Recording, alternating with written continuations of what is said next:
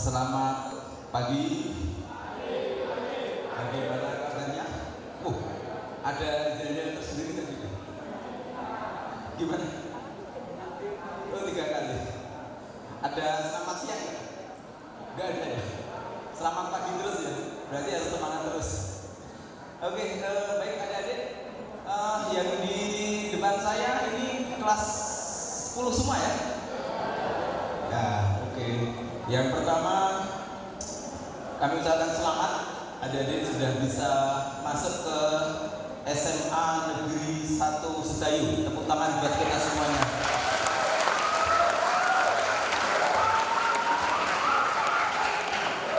Bangga nggak sekolah di SMA Negeri 1 Sedayu? Kok nggak denger ini ya? Kira-kira bangga nggak? Bangga ya? Nah, apa yang membuat kalian akan bangga? Berarti harus ada prestasinya, ya. Nah, semakin banyak prestasi yang ada di SMA 1 Sedayu ini, maka akan semakin membuat kita bangga pada alma mater kita. Nah, apa itu nanti? Bagaimana kita berprestasi dan bagaimana kita bisa memanfaatkan apa yang terjadi sekarang di 1 jam ini kita akan ngobrol gitu ya, jadi tidak usah terlalu serius. Yang kepanasan bisa sambil kipas-kipas gitu ya, terutama yang cewek-cewek ini karena pakai kerudung. Kita mau ngobrol tentang bagaimana kita bijak bermedia sosial.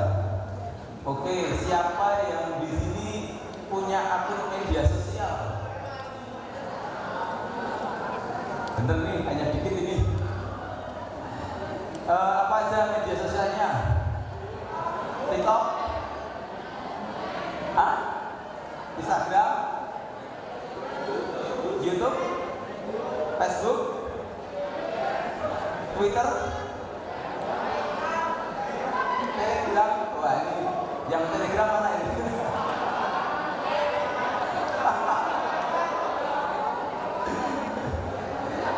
Ya, oke. Pada prinsipnya sebenarnya semuanya media sosial itu baik ya, netral, tinggal bagaimana yang menggunakan gitu. Nah, makanya sekarang kita belajar bagaimana menggunakan media sosial itu agar bermanfaat bagi kita.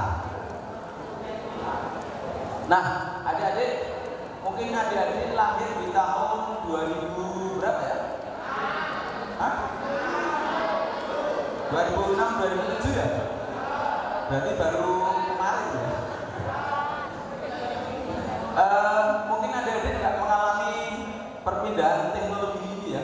Jadi dulu pertama di era 1 namanya itu belum ada internet ya. Yang ada hanya mesin. Mesin pun belum pakai bensin ya, masih pakai uap, pakai batu bara atau kayu bakar. Nah, kemudian masuk ke era kedua, yaitu listrik masuk bisa. Banyak yang kemudian menjadi berubah, yang tadinya kalau malam harus nyumet lampu, ya loh, pakai ting, tahu nggak ting? Ting itu lampu yang dicentel gitu, atau ting rumah. Nah, sekarang tinggal pada waktu itu tinggal pencet saklar sudah muncul lampu seperti ini ya. Kemudian di era ketiga itu adalah era mekanisasi atau semuanya basicnya mesin, robot-robot gitu ya. Jadi membuat mobil pakai robot, komputer ya loh, untuk mencetak apa pakai komputer, untuk membuat makalah pakai komputer, ngetik gitu kan. Itu era yang ketiga. Nah, di era 4.0 ini apa yang membedakan? Yang membedakan adalah mesin-mesin yang bekerja tadi itu yang memkomandoi menggunakan internet, terhubung dengan internet. Sekarang kita bayangkan misalnya kita punya laptop tapi nggak ada internetnya, kira-kira asik nggak? Nggak ya. Kalau adik-adik kan pegang HP, ada yang nggak pegang HP? HP-nya Android semua? Ada yang iPhone? Nah, bayangkan kalau HP kita kuotanya habis, nggak ada internetnya, atau jaringannya masih belum 4G, kira-kira bisa dipakai untuk kerja nggak sekarang? Nggak bisa. Nah, sekarang kiranya sudah internet, ditandai dengan sistem cloud computing. Cloud computing itu apa? Bahwa media penyimpanan sekarang itu tidak lagi hanya di perangkat. Adik-adik misalnya yang pakai Android pasti pakai akun Gmail, ya toh? Google. Kalau punya akun Gmail dikasih apa namanya? Media penyimpanan gratis berapa giga? 15. Nah, itu bisa dipakai. Misalnya adik-adik bikin tugas nih di perpus, ada komputer ya, dikerjakan, simpan aja di Google Drive. Terus kemudian main kemana gitu ya, ke profesor mana yang mungkin pakai laptop, bisa dibuka di situ. Jadi nggak harus bawa flash disk ya.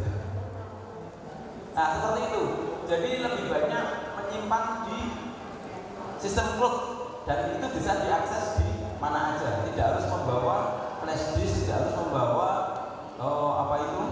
hard disk eksternal gitu ya.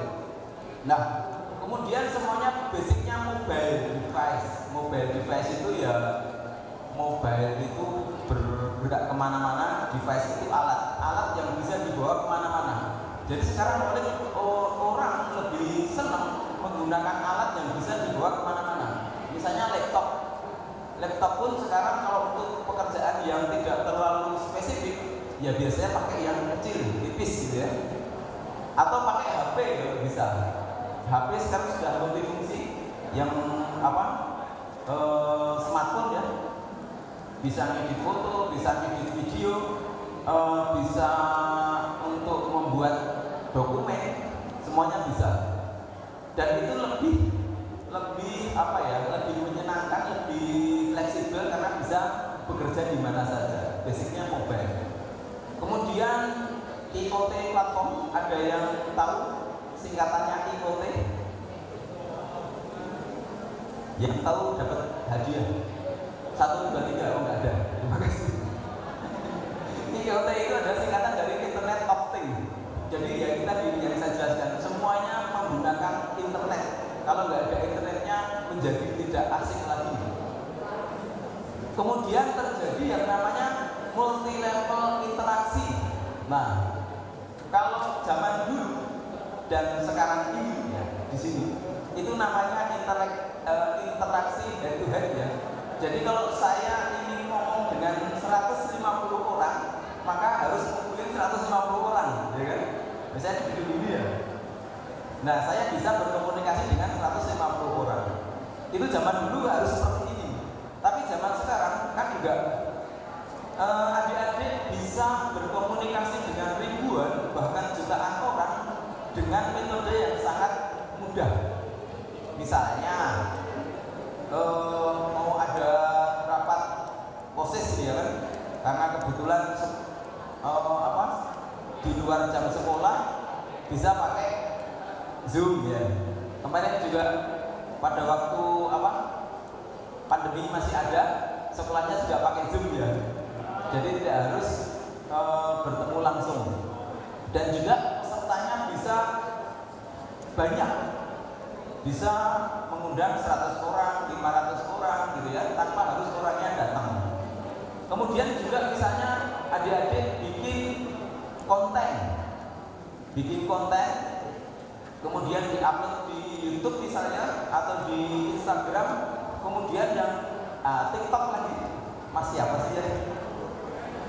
Mas Garuda. Oke. Tambah lebih mantap lagi, Garuda.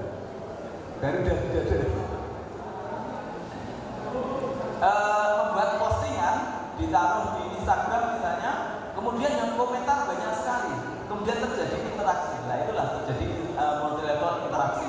Kemudian postingannya di repost oleh orang lain, sehingga menjadi viral. Kalau TikTok bahasanya apa Mas Garuda?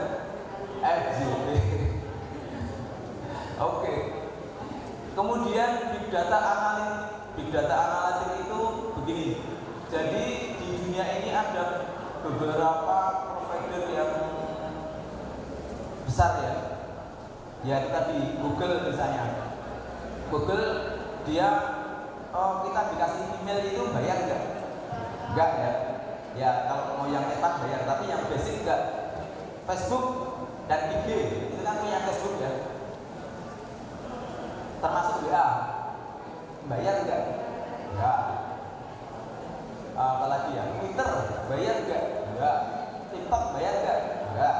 Malah justru kita dibayar kalau konten kita bagus ya, dapat ad. Nah kira-kira perusahaan itu butuh biaya nggak sih untuk memainten sistem itu? Butuh ya, tenaganya banyak, ini gaji dari mana gitu. Nah mereka mengambil dari berbagai macam hal yang memang itu mendatangkan uang bagi mereka. Salah satunya adalah big data analytic. Big data analytic itu apa? Jadi mereka karena menguasai data yang kita kirimkan, data itu apa misalnya? Misalnya adik-adik pada saat mendaftar email, itu kan ditanya ya, nama, alamat, tanggal lahir, mungkin hobi, nah ya kan?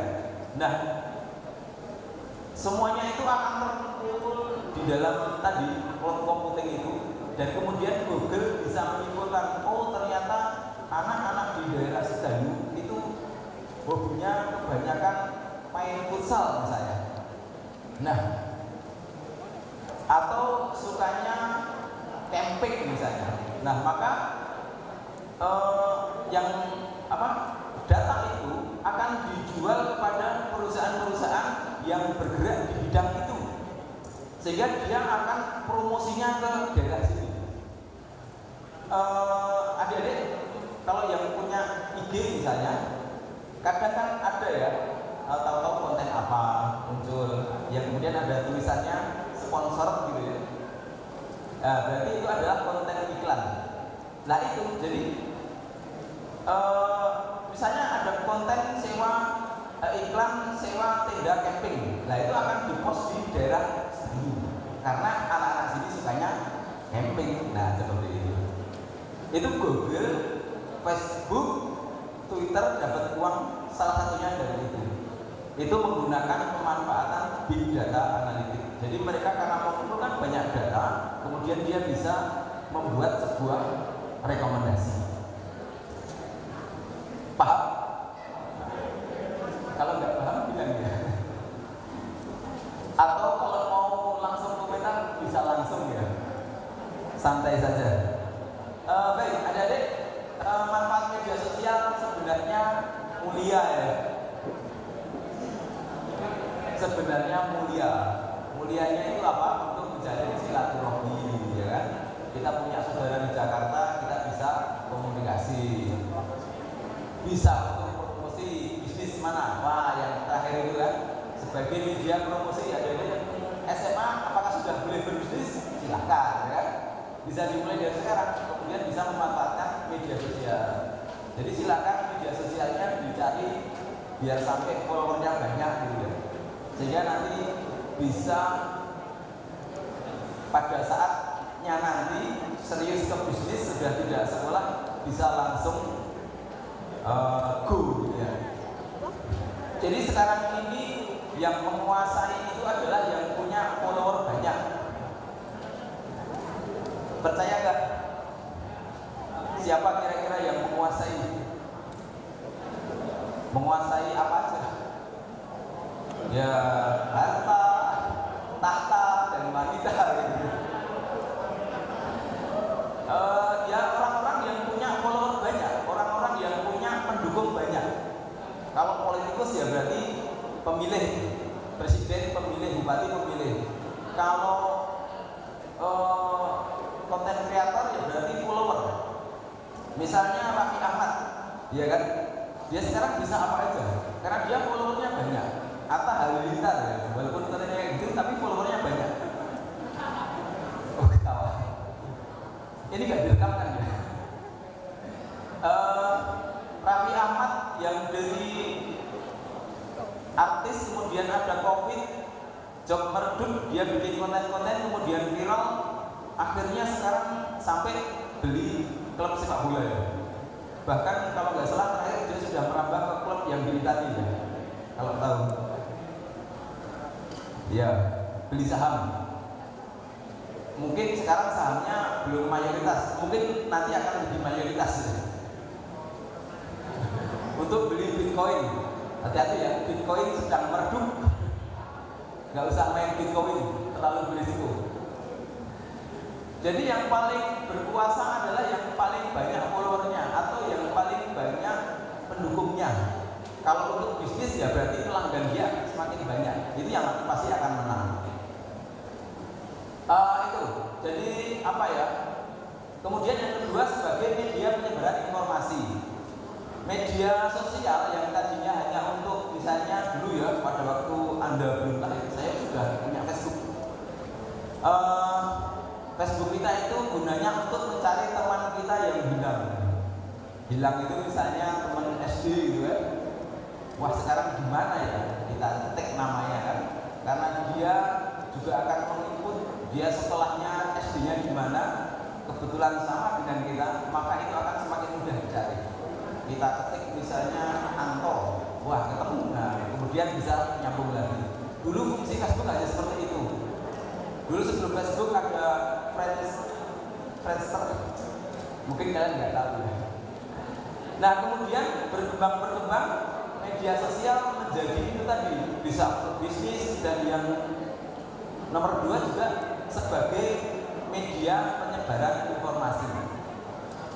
Makanya pemerintah Kabupaten Bantul kebetulan sekarang di Dinas Kominfo itu yang bertugas melakukan komunikasi dengan masyarakat itu juga menggunakan media sosial.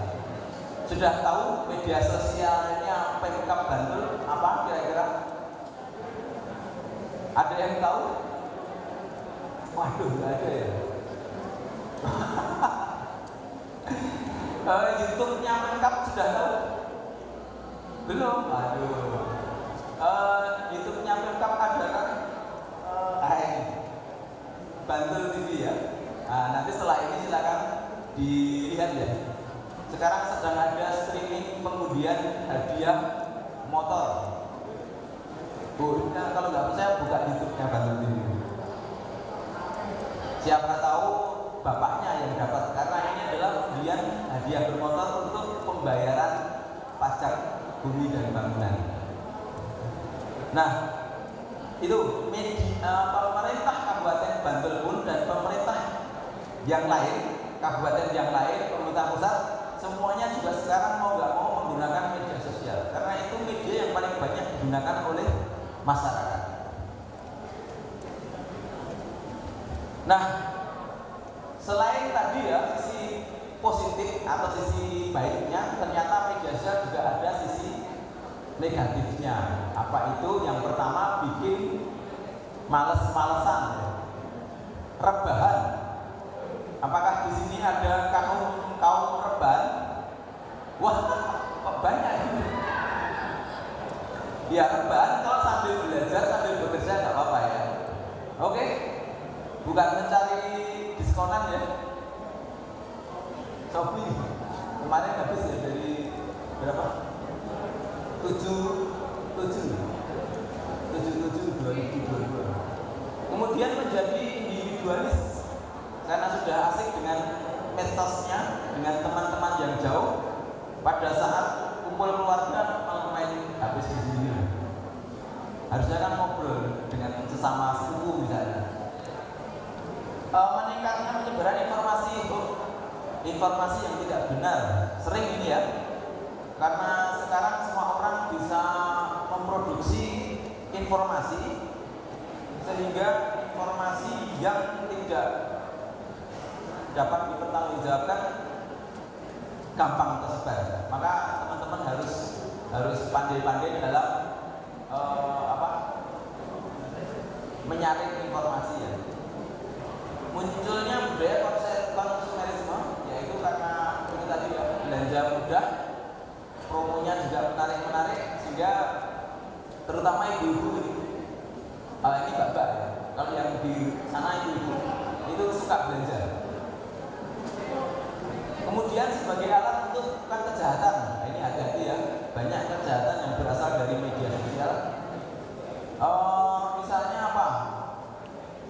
misalnya yang paling gampang sekarang WA ya. Kalau dulu pakai SMS, sekarang pakai WA.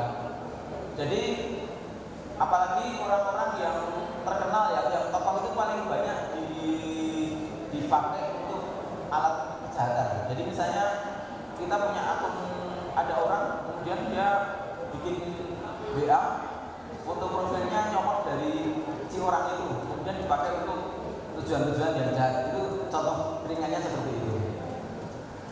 Marak bersebarnya atau tersebarnya konten-konten negatif, pornografi, kekerasan, sara dan lain-lain gitu ya. Kemudian yang terakhir pencurian data pribadi. Ya, ini misalnya gini, adik-adik jangan terlalu banyak di-share ya, terutama yang pribadi-pribadi. Apa misalnya KTP belum punya ya? Belum. Berarti belum dewasa ya. Nanti kalau udah punya KTP jangan untuk selfie. Ya. Karena atau misalnya dapat SIM karena besok ya kan belum punya SIM ya. Besok ujian SIM karena saya nggak mau nyuap ini, harus berusaha gitu kan. Sehingga pada saat dapat SIM kan bangga. Posting bahwa saya dapat SIM dengan jalan yang benar gitu kan. Nah, itu jangan. Karena di dalam SIM itu ada identitas kita, ada nama, ada tempat tanggal lahir, ada golongan darah, ada macam-macam. Itu bisa dimanfaatkan oleh orang lain, gitu ya. Jadi hati-hati mengupload sesuatu di media sosial. Nah, kemudian bagaimana etikanya kita bermedia sosial? Karena banyak terjadi pelanggaran-pelanggaran atau kasus-kasus yang kemudian berujung kepada proses hukum karena tidak bijak dalam menggunakan media sosial, gitu ya. Ini saya ambil dari Indosat. Ada sinkronik ya, yaitu ting. Ting itu ada, T-nya adalah true, H-nya adalah helpful, I-nya adalah illegal, N-nya necessary, K-nya adalah kind. Apa itu? T-nya itu yang pertama adalah true. True itu apakah itu benar. Nah, jadi misalnya kita dapat informasi atau kita misalnya pas lewat gitu ya, lihat sesuatu yang menarik, kemudian kita foto. Nah, kita perlu dalami dulu bahwa apa yang kita lihat itu benar enggak. Kalau kita foto kemudian orang melihat, akan bisa melihat informasi yang sebenarnya enggak. Jangan-jangan itu menjadi bias atau justru menyakiti orang lain atau memfitnah orang lain. Itu harus kita pastikan dulu. Kita dapat share-sharean dengan grup A misalnya, sesuatu yang menarik, kemudian tanpa pikir panjang langsung kita share ke grup kita yang lain. Itu juga harus hati-hati. Jadi harus kita pastikan benar apa enggak dulu ya. Itu true-nya. Kemudian yang kedua adalah helpful. Apakah konten kita itu akan bersifat membantu orang atau justru menyesatkan orang? Nah, ini juga hati-hati. Prinsip yang kedua ya, apakah itu akan membantu atau tidak? I-nya adalah apakah itu ilegal? Nah, kita harus tahu dulu. Ini legal apa ilegal? Kalau itu ilegal, jangan sekali-sekali di posting. Misalnya, dulu pernah ada kasus kan pada waktu presidennya Pak SBY, mungkin kalian masih kecil ya. Ada demo menggunakan turbo dan turbonya ditulis SBY. Kemudian difoto viral di medsos. Akhirnya kena undang-undang ITE karena dianggap pencemaran nama baik. Nah, itu ilegal atau legal, itu harus dipastikan dulu. Kemudian N-nya adalah necessary. Necessary itu apa ya? Perlu apa enggak? Konten itu perlu kita share apa enggak? Kalau enggak, ya mending nggak usah, karena biasanya yang enggak perlu itu banyak mudaratnya gitu. Oh, saya sampai jam berapa ya Mas ya? Mas panitia, sampai jam berapa?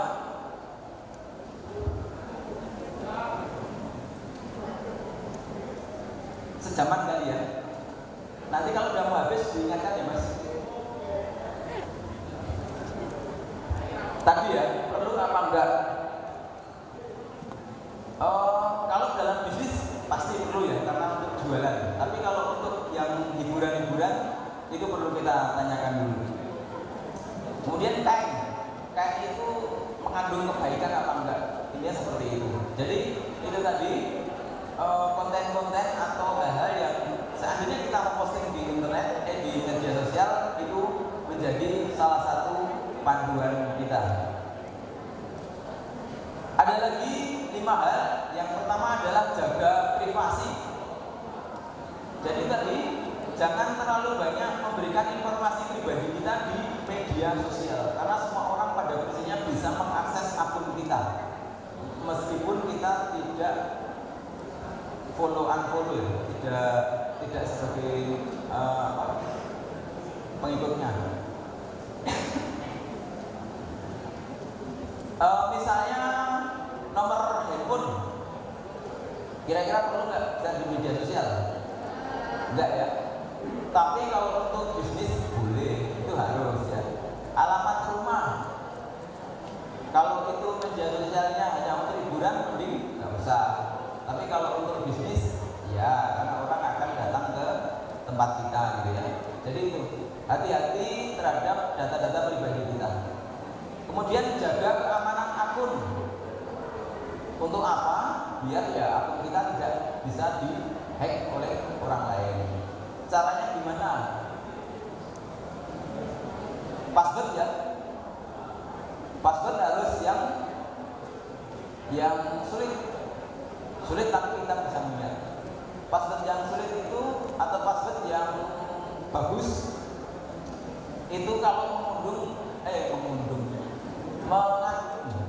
mengandung banyak karakter ya. Misalnya huruf ada besar ada kecil, angka, kemudian ditambah karakter ya.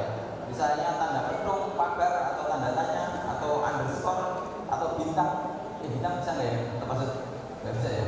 Bintang nggak bisa. Nah seperti itu. Jadi dikombinasikan. Jangan passwordnya menggunakan nama atau menggunakan tanggal lahir ya, atau tanggal jadian. Nanti kalau putus bahaya ya. Kemudian hindari hoax, tadi sudah ya. Sebarkan hal-hal yang positif.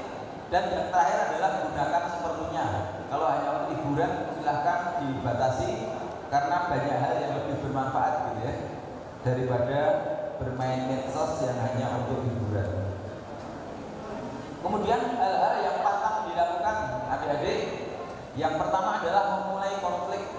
Jangan sekali-sekali. Banyak kejadian fatal bermula dari media sosial. Misalnya saya ejek-ejekan sama Mas Garda di medsos ya, di apa ya, di Facebook misalnya. Kemudian Mas Garda kan di komplek A, saya di komplek B. Nah, kemudian ucapan saya ternyata kemudian menyinggung nama komplek. Akhirnya orang sekomplek jadi marah, jadi berabe. Kompleknya dia punya jaringan yang banyak, wah semakin kenyang. Karena itu ada di media sosial, karena itu ada di dunia maya, sehingga semua orang bisa tahu. Kemudian curhat masalah pribadi, ini juga nggak usah ya. Misalnya baru galau atau baru lapar, kepanasan, itu nggak usah di-upload ya. Nanti ada imbasnya. Menjelek-jelekan nama orang lain ya, tadi sudah ya. Kemudian berbagi foto video yang tidak etis, jangan ya, karena nanti akan menyesal kemudian. Mungkin sekarang bilang foto itu keren, tapi pada saat nanti berjalannya waktu, foto itu menjadi kebalikannya, menjijikkan. Misalnya ya tahu sendiri ya, terutama yang cewek-cewek hati-hati. Kemudian bersikap terlalu ekstrim juga ini kita hindari. Di media sosial kita nggak usah terlalu apa gitu ya, yang biasa-biasa aja. Nah, kemudian yang berikutnya adik-adik adalah tentang jejak digital. Apa itu jejak digital? Yaitu adalah berbagai macam informasi yang kita input di dunia maya. Bisa history di mana? IG, di Facebook, di Google, di TikTok ya. Makanya kalau di IG sukanya mencari video main gitar misalnya, maka nanti yang muncul berikutnya adalah orang-orang yang suka main gitar. Yang dicari orang atau video tentang motor-motor yang dimodifikasi. Nah, kemudian yang muncul berikutnya yang kebanyakan tentang itu jejak digital ya. Atau kemudian kita mengupload gambar atau foto kita, ya itu jejak digital. Karena gambar kita sudah tersimpan di cloud computing tadi. Nah, apa yang harus kita perhatikan dari jejak digital itu adalah kita harus mengelola dengan baik. Karena apa? Jejak digital itu sulit untuk dihapus, sulit untuk dihilangkan, atau bahkan yang kalau saya bilang jejak digital itu tidak bisa dihapus. Misalnya adik-adik memposting sebuah foto di IG-nya sendiri. Kemudian ternyata di foto itu ada sesuatu yang tidak benar, ada sesuatu yang sedikit memalukan gitu. Kemudian adik-adik dihapus gitu ya. Nah, ada waktu dari posting sampai dengan menghapus itu, meskipun hanya 1 menit atau berapa detik. Kalau postingan kita udah dilihat orang dan postingan kita itu sudah tersimpan di cloud kan, jadi kalau sudah diupload itu sudah tersimpan di cloud, itu sudah kita tidak bisa mengontrol lagi penyebarannya. Misalnya kemudian ada teman lain yang melihat screenshot, ya kan, berarti sudah tersebar. Kita harus men-tracking orang-orang yang mendulut kan nggak bisa. Kita mencari orang-orang yang men-screenshot postingan kita kan nggak bisa. Nah itu makanya kita harus hati-hati benar pada saat kita mau memposting sesuatu. Itu banyak kami alami. Kami kan setiap hari memposting berita-berita Pemda ya, atau informasi-informasi kepada masyarakat. Sehari bisa sampai 5, 6, 7 konten. Nah itu juga rawan ada yang salah. Pada saat ada yang salah, kami take down, ya sudah ada yang screenshot, dan itu kemudian dipakai untuk menyerang balik gitu. Itu biasa. Makanya adik-adik hati-hati untuk memposting sesuatu, karena itu tadi jejak digital itu tidak bisa dihilangkan. Ya, jejak digital nanti akan banyak dipakai untuk berbagai macam hal yang negatif. Jadi ini hampir sama dengan yang tadi, batasi informasi tentang Anda. Kemudian ketahui Anda itu berinteraksi dengan siapa. Misalnya kita ngomongin di WA group ya, WA grupnya itu anggotanya siapa aja. Kalau grupnya terlalu banyak, yang penting kita ngomongnya yang aman-aman saja, karena kita tidak bisa menjamin semua anggota grup itu berbaik dengan kita gitu ya. Siapa tahu ada yang jahat, kemudian omongan kita disebarkan di luar grup itu. Bisa diduplikasi, bisa di-repost gitu ya. Bahayanya seperti itu. Adik-adik, ada beberapa slogan ya, beberapa slogan yang ini harus kita ingat atau bisa menjadi pengingat kita. Yang pertama adalah saring dulu baru sharing. Itu tadi ya, saya sudah jelaskan. Kita teliti dulu kontennya, kita perhatikan. Kalau itu memang udah oke, baru kita share. Jangan asal share gitu ya. Jangan asal posting ya. Jadi slogannya adalah posting yang penting, bukan yang penting posting. Nah, itu bisa menjadi pengingat kita ya. Kemudian ini yang terpenting bagi adik-adik, karena adik-adik sekarang berada di usia emas. Wow. Usia emas itu apa? Ya disinilah adik-adik menentukan titik besok itu mau kemana. Mau jadi apa? Mau kuliah, mau berbisnis, mau menjadi apa? Itu di sini titiknya. Jadi slogannya adalah kamu itu adalah yang kamu share. Nah, artinya apa? Akun IG kita, akun IG-nya adik-adik itu adalah profilnya adik-adik. Jadi kalau postingannya itu sesuatu yang negatif di mata masyarakat ya, di mata orang banyak, maka profilnya adik-adik juga seperti itu. Misalnya nih, di akun IG-nya diposting sejak nongkrong-nongkrong ya, kebetulan sebelah kita misalnya bawa minuman keras misalnya, ini misalnya. Kemudian biar kita lebih keren ya kan, kita foto. Kemudian kita posting di akun kita itu. Nah, mungkin itu bayangannya keren gitu kan. Tetapi itu akan menjadi profil kita. Oh ternyata si A ini sukanya yang seperti itu. Atau misalnya foto sedang membuli orang, video sedang ngerjain orang, itu juga hati-hati. Banyak perusahaan atau instansi atau lembaga yang dalam merekrut tim atau merekrut karyawan itu tidak lagi menggunakan kurikulum vitae ya, CV, tapi cukup dengan menyetorkan akun media sosial. Nah, kemudian akun media sosial itu akan dicek oleh HRD, oleh si pengelola SDM. Kemudian si pengelola SDM ini akan tahu, oh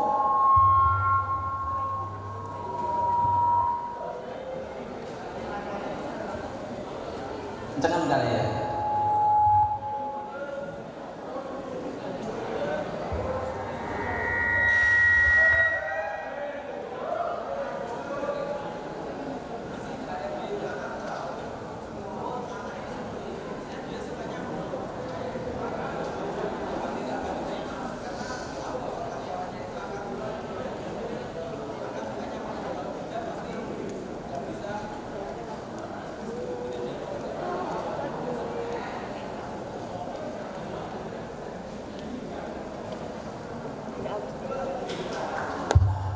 Terima kasih.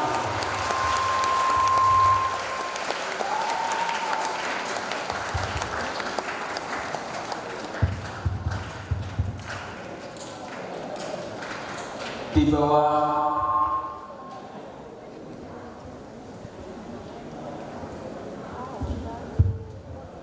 terima kasih ada media sosialnya Pemkab Bantul ya. Silakan di follow. Enggak. Kalau kalian nggak terlalu butuh dengan informasi lengkap, tapi untuk sekedar info-info banyak di sana tentang belum ada deh. Oke, itu ada deh. Udah paham? Ada yang belum paham? Oke, mungkin ada yang mau berkomentar atau mau tanya, nanti dapat jawaban. Yuk, ada nggak?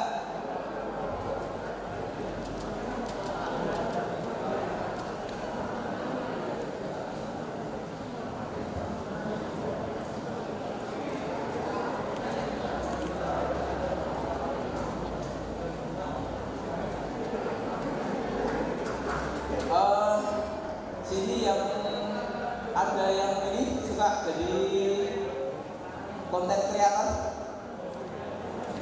Wah, ini belum kenal semua ya. Ada selebgramnya, ada ya.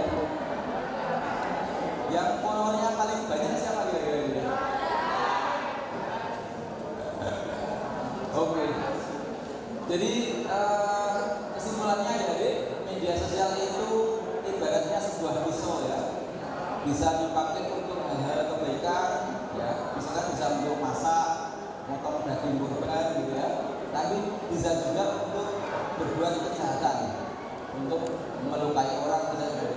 Jadi media sosial itu ibaratnya seperti itu. Maka di sini pesan saya yang terakhir adalah mari kita gunakan media sosial itu dengan bijak. Baik, seperti itu adik-adik. Selamat pagi. Oke, terima kasih. Kami akhiri